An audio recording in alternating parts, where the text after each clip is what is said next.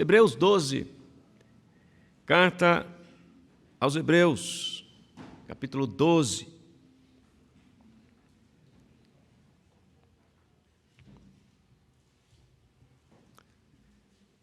Vamos ler os 3 primeiros versículos.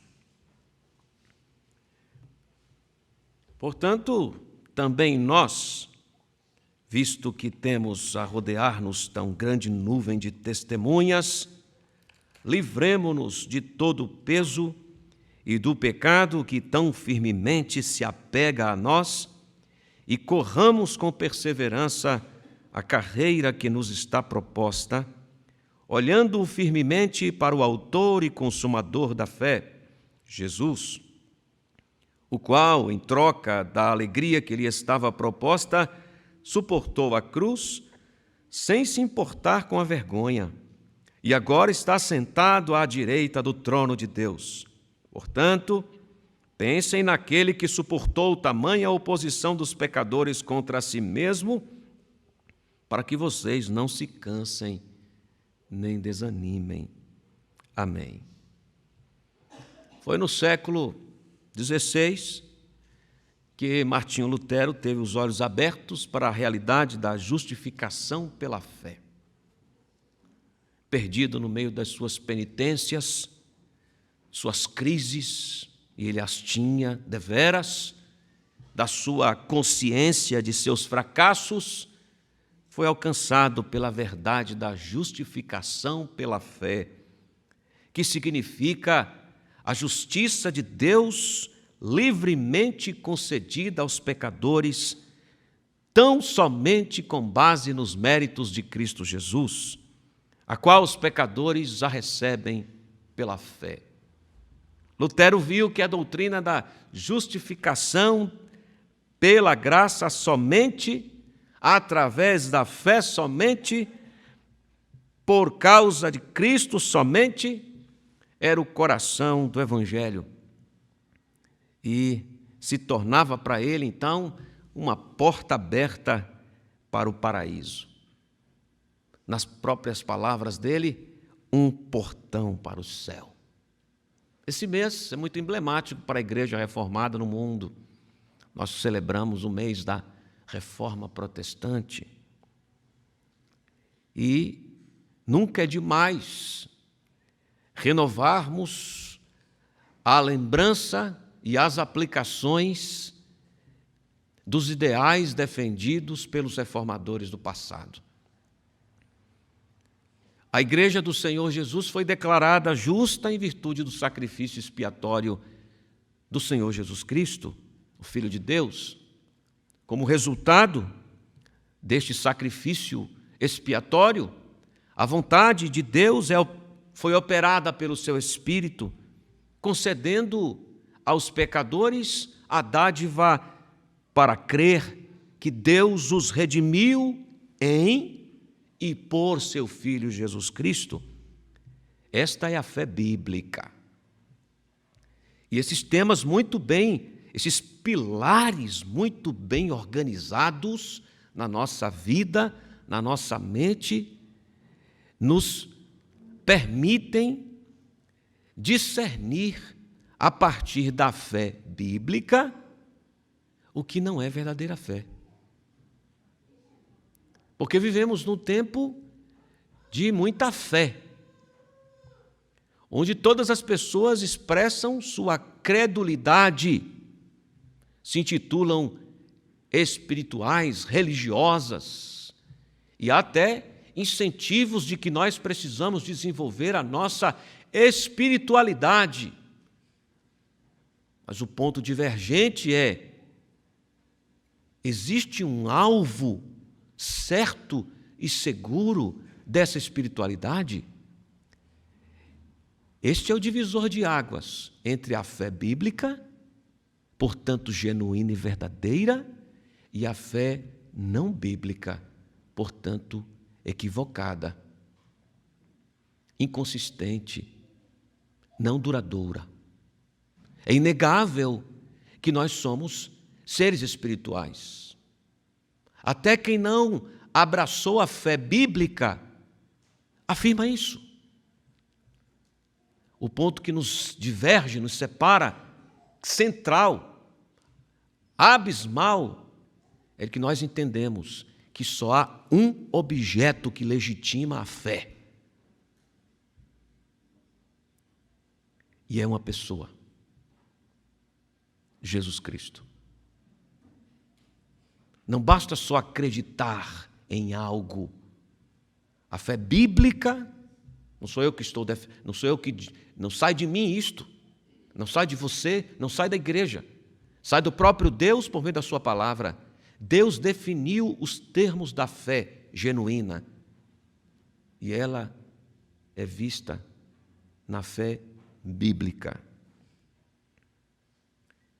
Esta fé bíblica tem como alvo a pessoa do Pai que nos elegeu, do Filho que nos comprou com a entrega de sua vida, que foi ressuscitado dentre os mortos pelo poder do Santo Espírito, e este, hoje, habita em nós. Cristo Jesus ressurgiu e está vivo, subiu ao céu, prometeu voltar para estabelecer novos céus e nova terra, e por meio do seu Espírito Santo está presente na vida do crente, na vida da igreja. E é esta pessoa divina, maravilhosa, o Santo Espírito, quem abre os olhos da igreja, quem abre os olhos dos rebeldes, para que enxerguem a sua rebelião, o seu estado de morte, se arrependa dos seus pecados, volte-se para o seu Criador, que passa a ser agora também seu resgatador, seu redentor, seu condutor, na pessoa bendita de Jesus. Esta é uma gloriosa operação, meus irmãos, singular operação que alcança a igreja, que é chamada de noiva, família de Deus, são os adotados como filhos de Deus. A expressão bíblica é que estes rebeldes transformados pela obra do Pai, do Filho e do Espírito Santo são feitos co-herdeiros com Cristo, recebem a garantia da companhia eterna de Deus, a garantia da cobertura do amor de Deus por toda a eternidade. Isto é sublime. E a vida deles, desses redimidos, se transforma numa jornada de discípulos. Estavam à deriva, equivocados quanto à sua identidade, perdidos no mar do vazio da existência, inimigos de Deus, frontalmente inimigos, foram feitos filhos de Deus, co-herdeiros com Cristo, discípulos que vivem conscientes de que a sua jornada é pela fé, assegurada.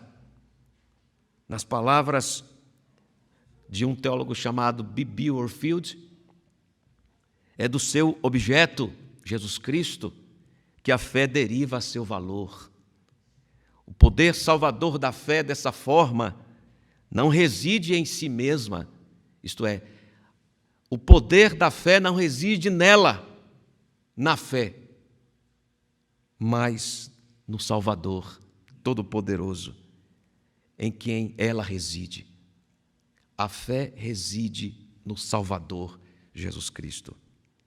E então conclui Warfield: não é a fé que salva, não é nem mesmo a fé em Cristo que salva, ele diz, mas Cristo que salva através da fé. Cristo salva através da fé. E a fé só é genuína e verdadeira se está calçada em Jesus Cristo. Então nós precisamos ser relembrados desses elementos imprescindíveis da nossa nova identidade agora, pela fé. E aqui no texto lido, nós somos descritos como corredores que estão em uma jornada, uma carreira definida. Assim como os corredores que participam das maratonas são identificados com um número, nós somos identificados com uma pessoa. E todos os redimidos são marcados, não com um número, mas com a marca de sangue, o sangue de Jesus. Estamos nesta carreira. O que devemos ser lembrados? Do que devemos ser lembrados? Devemos ser lembrados dos corredores da fé, em primeiro lugar. Devemos ser lembrados dos corredores da fé.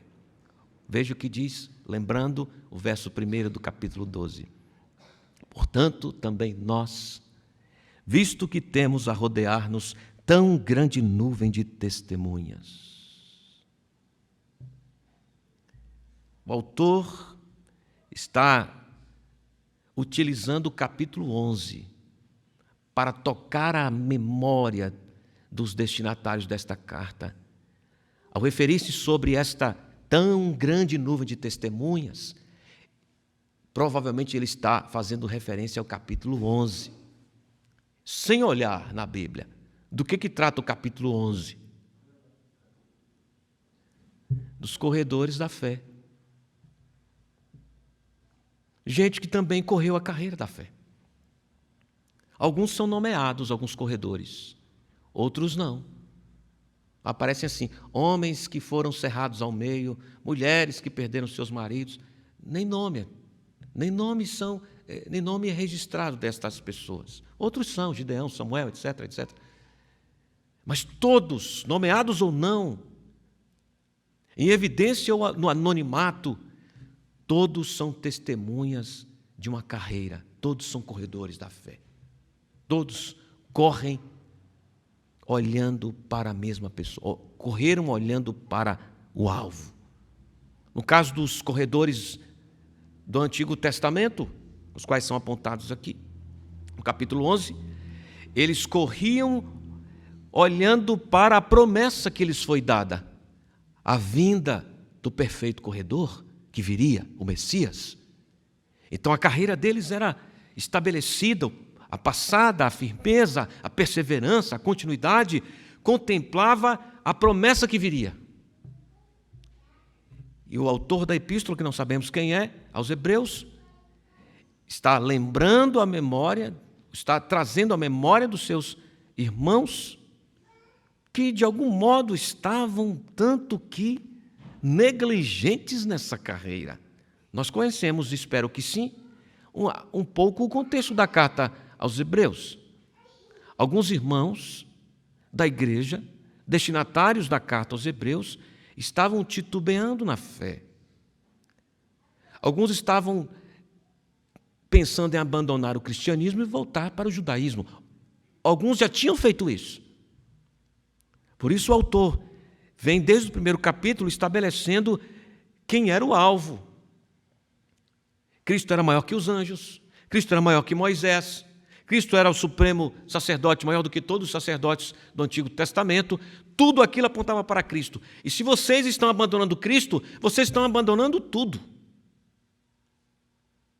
Por isso, carrega na sua epístola toda essa evidente centralidade de Cristo na carreira, para dizer que a fé genuína, que é a única maneira de agradar a Deus, porque aqui encontramos a lembrança que sem fé, completem,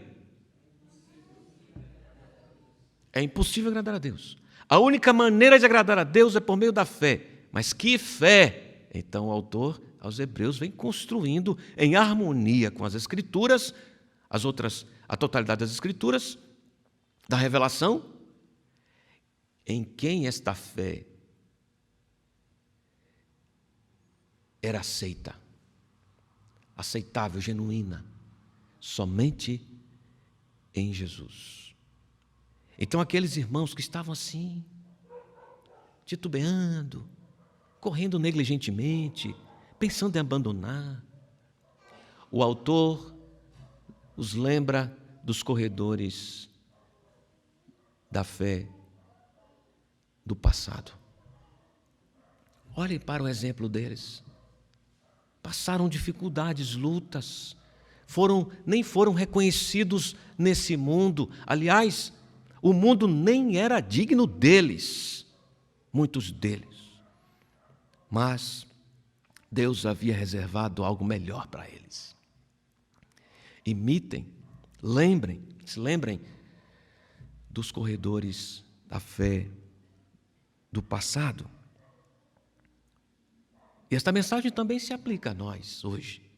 Também precisamos ter bem refrigerada em nossa mente a lembrança dos corredores da fé do passado. A ideia de subir nos ombros deles para ver mais adiante,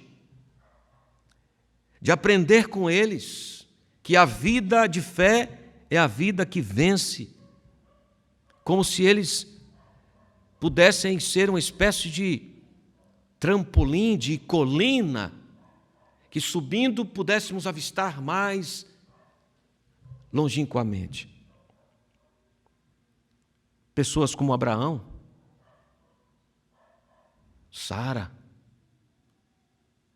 considerar a crença firme nas promessas de Deus, que apontava para o Cordeiro substituto, Jesus Cristo, é vital para nós. Para nos identificar como alguém que não está fora de um programa. Para nos lembrar que não é o meu problema particular, mas que eu estou inserido em uma história, grande história. Eu tenho de fato que olhar para o meu passado e ver as coisas que Deus já fez na minha vida. Expressar gratidão. Mas há algo maior que isto. É considerar o movimento de Deus no passado de cuidado com o seu povo, a sua igreja. Abraão, Sara, Jacó, Isaac, me faz olhar para a história da igreja, os patriarcas da fé.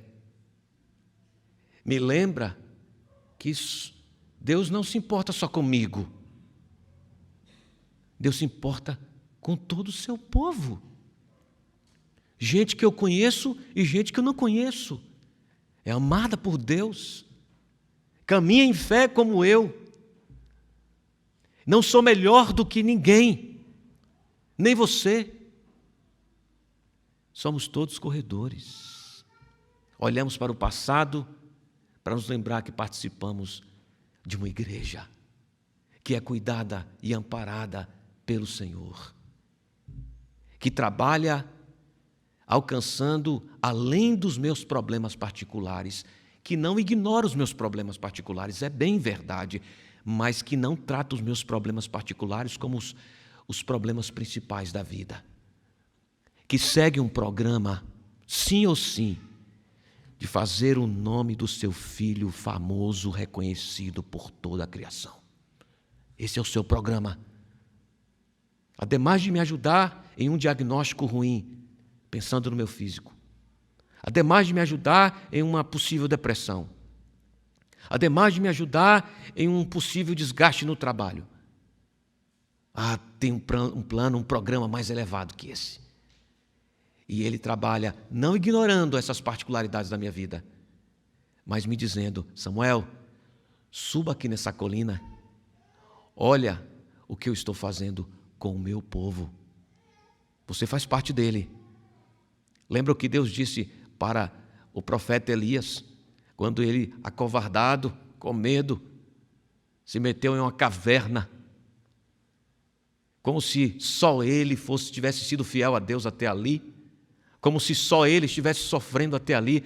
Deus disse para ele: sai daí, dá uma olhada aqui, olha quantos não se dobraram, você não está sozinho. Há muito povo meu que não se dobrou e não se meteu numa caverna como você. nós devemos olhar para os corredores do passado. Esse olhar para Abraão, Sara, Isaac, Jacó, Daniel, Agostinho, Calvino, Reverendo Lutero, reformador, Pastor Henrique, tantos outros nomes que você pode lembrar aí, de gente que correu a carreira com fidelidade. Esses nomes todos, esses corredores do passado, muitas vezes nos constrangem, não? Para dar um exemplo, escutar inúmeras vezes o reverendo Henrique pregar com toda dificuldade me constrangia, quando eu não queria falar para as pessoas. E ele, com toda dificuldade, estrangeiro, sem conhecimento da língua, com a dificuldade fonética, de dicção, fruto da sequela de pólio, pregava.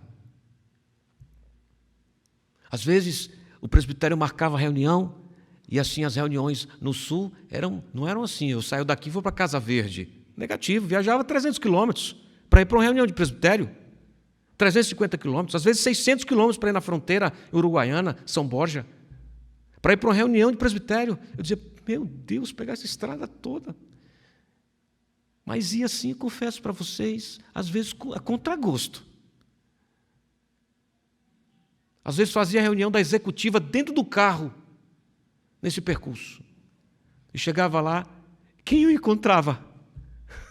Reverendo Henrique, que vinha dirigindo com toda a dificuldade, até um risco para ele e para os outros. Eu estava lá, às vezes cochilando no banco, coitado, cansado. A reunião, 2 da manhã, 3 da manhã, está ele com a esposinha dele, Dona Carlota, do ladinho. Eu olhava para aquilo e me constrangia, eu dizia, pá, meu Deus, quem sou eu? Olha a situação desse irmão querido, está aí. Pastor jubilado, ele podia estar deitado numa rede agora, já deu a cota dele, mas está aí. Eu ficava envergonhado, constrangido. Então, olhar para esses homens do passado, o que dizer aqui do reverendo Lutero? Não é? Eu ficava impressionado com a forma com a qual ele engolia sapos. Essa é uma expressão que eu gosto de dizer porque ele me dizia isso. No começo da minha jornada ele dizia, Samuel, você tem que aprender a engolir sapos. Eu dizia, como assim, pastor? Pastor tem que aprender a engolir sapos. A minha sogra dizia isso de outro modo. A minha sogra dizia assim, meu filho, você tem que aprender a dar uma de doido de vez em quando.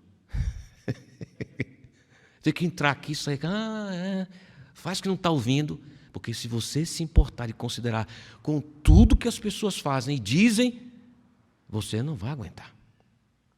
A singela experiência dela, que estava associada aí com o conselho que eu tinha recebido do reverendo Lutero. E quantos sapos, não? Às vezes eu do sul ligava para ele, para chorar, compartilhar minhas lutas pastorais, e aí ele contava as dele e ficava envergonhado, que as minhas não eram nada. Olhar para esses homens do passado, esses corredores do passado, nos constrangem, mas ao mesmo tempo nos permitem enxergar que eles também eram imperfeitos, que eles também corriam com suas dificuldades, e que eles eram tão dependentes quanto nós. Por isso que a mensagem não acaba aqui.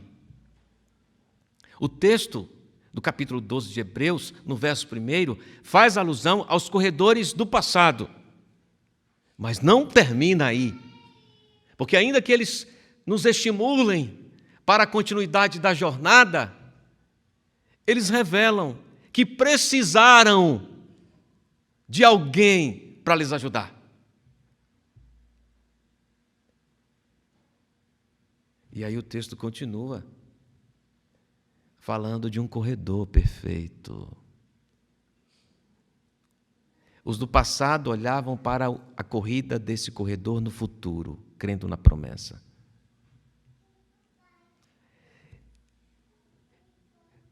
O escritor aos Hebreus, quando escreveu essa carta, escreveu num contexto em que o corredor já tinha vindo, já tinha terminado a sua corrida. Então ele diz, sabe de uma coisa? Os nossos irmãos do passado, as testemunhas do capítulo 11 da carta, olhavam para Jesus Cristo, a corrida que ele viria cumprir. Vocês viram que ele já terminou essa corrida. Também olhem para ele. O objeto de linha de chegada é o mesmo. Dos irmãos do passado, dos irmãos do presente, quando a carta foi escrita. E é o mesmo para os irmãos do futuro. Se os irmãos, os corredores do passado olhavam para o futuro, para que continuassem a sua carreira e perseverando a terminassem, os irmãos do presente olham para trás, para o corredor perfeito, Jesus, que veio e cumpriu a sua carreira. E olhar para Jesus significa manter os olhos nele, sem tirar dele os olhos. Porque veja o texto. Portanto, também nós, visto que temos a rodear-nos tão grande nuvem de testemunhas, livremo-nos de todo o peso e do pecado que tão firmemente se apega a nós e corramos com perseverança a carreira que nos está proposta, olhando firmemente para o autor e consumador da fé. Então, olhar para trás, para os corredores do passado, nos constrangem, nos ajudam a identificar aquilo que está nos segurando para uma marcha mais célere, mais firme, perseverante, e também nos colocam no mesmo nível deles, no sentido de que todos nós, do passado e do presente, necessitamos da graça de Deus, da mirada firme em Jesus, para a continuidade.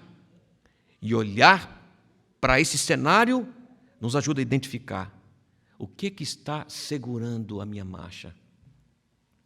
Que tipo de peso eu vou levando que está atrapalhando a minha corrida? Eu tenho que me livrar disso. São pecados, são maus hábitos que favorecem o pecado? É alguma negligência em alguma disciplina espiritual? O que está me retendo, me segurando? Ah, pastor, se eu fosse mais jovem, o senhor ia ver como que eu ia correr essa carreira da fé. Não, nessa carreira da fé não tem nada a ver com idade.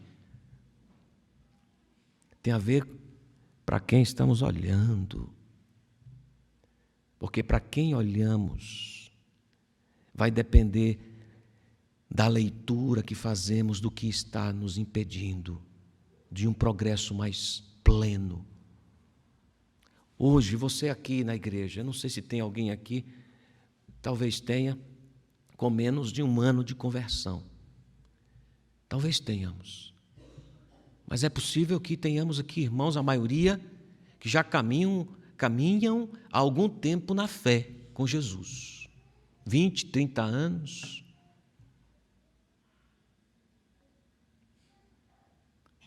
Será que existe alguma coisa ainda hoje, depois desse tempo de corrida? Essa é uma longa maratona com Cristo. Será que há alguma coisa que também, ainda hoje, mesmo correndo essa maratona tanto tempo com o Senhor, que nos impede de uma corrida mais segura? Você precisa responder isso para o seu próprio coração. Será que alguma coisa está te impedindo de avançar nessa carreira? E não ponha a culpa nos outros. Está em você. A forma como você lê as circunstâncias, a forma como você se examina, está em você. A amarra está aí. No caso dos irmãos, leitores da carta, era a inconsistência na fé. O autor chega a dizer para eles assim: Pelo tempo que vocês têm, vocês já deveriam ser mestres. Vocês estão retrocedendo na fé. Gente que andava com o Senhor. Olhando firmemente para Ele. Olhando para os corredores da fé do passado, nós organizamos a nossa vida e percebemos o nosso pace, nossa cadência, nosso ritmo. Será que dá para fazer em menos tempo essa carreira? No sentido de, será que eu posso avançar mais? O que está me segurando? Sinto lhe dizer uma coisa: a igreja não segura ninguém. Família não segura ninguém. O pecado não segura. E para esse desfazer de coisas, a gente tem que colocar coisas. Porque não basta só tirar. Você tem que colocar alguma coisa no lugar. É a ideia de substituição que está presente no pensamento paulino de despojar-se e revestir-se. Porque não é possível ficar sem nada aí. Você tira, tem que colocar. A questão é o que se coloca. E aí o autor vem e diz qual é o alvo, a direção para o qual os corredores da fé precisam não tirar os olhos. Quem é? Jesus Cristo. Mantendo o olhar na meta, naquele que correu esta carreira da fé, a conquistou por nós. Ele é o autor, é o pioneiro, o explorador dessa carreira, é o consumador de nossa fé. Em outro lugar, ele é o alfa e o ômega, o princípio e o fim. Ele começou, ele terminou. Ele pode e ele nos leva à vitória. Nosso Senhor atravessou muitas provas enquanto esteve aqui na terra. E Ele é suficiente, capaz, o único capaz, por entender todas as provas, de socorrer os corredores que são provados. O seu olhar deve estar nele. Além desse fato animador, olhar para Jesus, o autor e consumador, ao mesmo tempo que nos anima, porque Ele já terminou e Ele garantiu que nós vamos terminar. Você acredita nisso? Graças a Deus, pastor, acredito. Isso anima a gente. Ao mesmo tempo, olhar para Ele fitamente nos transforma. Muda a nossa vida. A dinâmica é esta. Quanto mais focamos a Jesus, mais o admiramos. E quanto mais o admiramos, mais profunda será a nossa transformação. Eu quero correr assim também. Olha como Jesus corre. Olha como Ele administra o ritmo e a respiração. Eu quero correr assim também. Olha como Ele terminou com fidelidade ao Pai. Eu quero terminar assim também. O que está errado em mim? O que está fora? Eu sou transformado. Na segunda carta aos Coríntios, capítulo 3, versículo 18, Paulo, o apóstolo, inspirado pelo Espírito de Deus, colocou do seguinte modo: e todos nós, com o rosto desvendado, contemplando como por espelho a glória do Senhor, somos transformados de glória em glória na sua própria imagem, como pelo Senhor o Espírito. Olhar para Jesus produz transformação. Quando olhamos para Jesus Cristo, somos iluminados para a correta percepção espiritual. Tudo se torna mais nítido. Passamos a enxergar o valor do Pai, a glória da comunhão com a Trindade, da Trindade. Quando olhamos para Cristo, aprendemos da sua pureza, somos conduzidos a vivermos como Ele, passamos a enxergar o pecado como Deus enxerga, nos afastamos daquilo que desagrada a Deus. Quando olhamos para Cristo, adquirimos um novo olhar das circunstâncias, por mais assustadoras que elas sejam, por mais difíceis que sejam. Quando olhamos para Jesus, olhamos as circunstâncias como uma passagem para um outro nível, um outro andar, como uma tarefa para casa. Aprendizado, crescimento. Romanos 8, 28. Sabe de qual?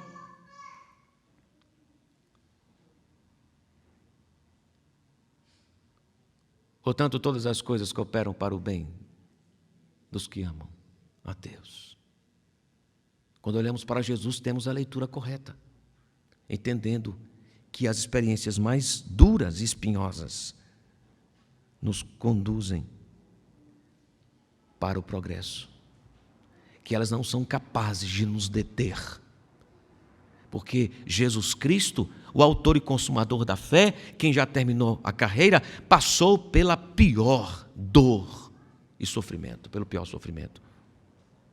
A ideia aqui no texto para expressar isto está aqui na figura da cruz. Suportou a cruz, sem se importar com a vergonha, e agora está sentado à direita do trono de Deus. Então há uma última lição que aprendemos aqui. Além de olharmos para os corredores da fé do passado, além de, sobretudo, percebermos que o nosso olhar não pode ser retirado do corredor perfeito para quem olhavam os corredores do passado, Jesus Cristo, nós aprendemos que o término desta carreira é bom demais.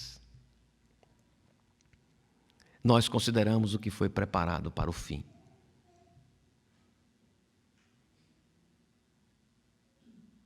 Quando os corredores das maratonas por aqui participam de uma prova, eles querem ganhar aquele cheque, né?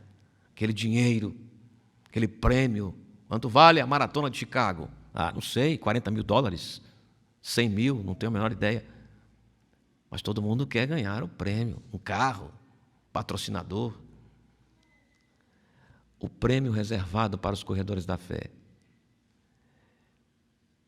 excede o maior depósito de ouro de todos os tempos desse mundo que vai passar. Isso estava claro para Jesus. O texto diz, em troca da alegria que lhe estava proposta, ele suportou. Qual era a alegria que lhe estava proposta? O agradar papai, a satisfação de seu pai. Ele verá o fruto do seu penoso trabalho, ficará satisfeito. Ele sempre esteve comprometido com o papai. A minha vontade consiste em fazer a vontade de meu pai que está nos céus. Minha comida e bebida é meu pai. Seu pai era o alvo das suas delícias. A multidão queria aclamá-lo, ele se retirava para ficar com aquele que era mais caro para ele, papai. Se retirava para orar. Momento de dor, agonia, inominável, na cruz, é para papai que ele se dirige. 7 vezes, 7 frases, 7 clamores, dentre os quais, Deus meu, por que me desamparaste? Por causa dos nossos pecados, ele enfrentou a vergonha, a ignomínia, o desprezo e o abandono de papai. Para que você terminasse bem a sua carreira, ele se expôs a isto. Como é que eu vou andar a meia marcha? Como é que eu vou ser negligente se eu considero fitamente Jesus? Não posso. Em troca da alegria, o gozo que estava posto diante dele era a sua meta, o gozo de apresentar a igreja diante do seu Pai, no céu um dia. Abra sua Bíblia no livro, na carta de Judas, verso 24. Carta de Judas, verso 24.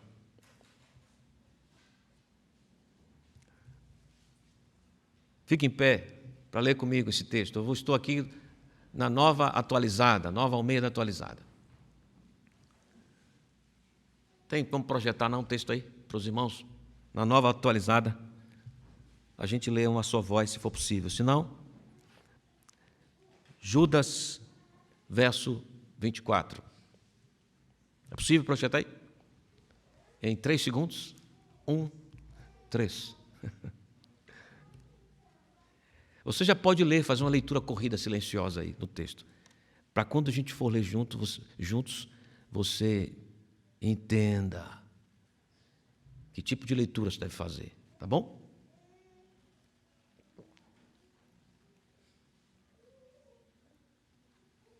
Você que está em casa também pode abrir a sua Bíblia ou ler com a gente aqui em Judas 24.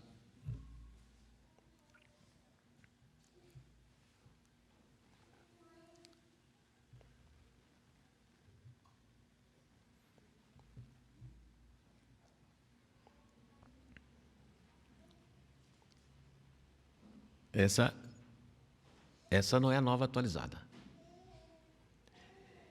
A Nova Atualizada diz: e ao Deus que é poderoso para evitar que vocês tropecem, e que pode apresentá-los irrepreensíveis diante da sua glória, com grande alegria, a este que é o único Deus, nosso Salvador, mediante Jesus Cristo, Senhor nosso, sejam a glória, a majestade, o poder e a autoridade, antes de todas as eras, agora e por toda a eternidade. Amém. Repita comigo. E ao Deus que é poderoso para evitar que vocês tropecem e que pode apresentá-los irrepreensíveis diante da sua glória, com grande alegria, a este que é o único Deus, nosso Salvador, mediante Jesus Cristo, Senhor nosso, sejam a glória, a majestade, o poder e a autoridade, antes de todas as eras, agora e por toda a eternidade. Amém. Amém. É a certeza de que o que nos espera quando terminarmos a nossa carreira, que deve nos levar à adoração. Antes de todas as eras, agora e por toda a eternidade, é o que faremos, adorando o nosso Senhor Redentor, Deus Pai, Deus Filho, Deus Espírito, por toda a eternidade, pela carreira que nós terminamos. E que assim o povo de Deus seja animado para continuar com perseverança, com mais vigor, mais ritmo, mais fidelidade. Amém. Quanto a você que nos escuta nessa manhã, e sequer começou essa carreira de fé, quem sabe pensou que bastava ter fé, e agora é confrontado pelas Escrituras, pela palavra de Deus, de que a fé válida é a fé bíblica, que aponta para quem é Cristo Jesus e o que Ele fez. Só essa fé agrada a Deus. E quem sabe você foi tocado pelo Espírito de Deus nessa manhã. Deus está chamando você para esse relacionamento de fé, conforme ouvimos pedagogicamente nessa manhã, para essa carreira da fé, que só termina bem quem olha firmemente para o autor e consumador da fé. Você quer terminar bem a sua vida, fazer com que ela tenha sentido? Só em Jesus. Permaneça nele, ame-o de todo o seu coração, imite-o, viva para os ideais dele. E a igreja te acolherá como participante da família também, como mais um corredor da fé, como está acontecendo nesse exato momento. Nós cremos nesse exato momento que Deus está chamando, salvando centenas de milhares de novos corredores. Eu creio nisso. Em todas as partes do mundo, usando os meios só que Ele pode usar. Deus está salvando pecadores, trazendo para esse grupo de corredores. Numeroso grupo que João, vendo lá no dia final, diz que é um grupo de milhares, inumerável. Gente de toda língua, povo, nação, diante do trono e do Cordeiro, em troca da alegria que lhe estava proposta, suportou a cruz e está à direita de Deus Pai Todo-Poderoso, conforme diz o credo, de onde há de vir para julgar os vivos e os mortos. Considerem isto, irmãos, assim termina a sessão do escritor aos Hebreus. Considerem isto, para que vocês não se desanimem. Termina assim o verso 3. Considerem isto, para que vocês terminem a carreira.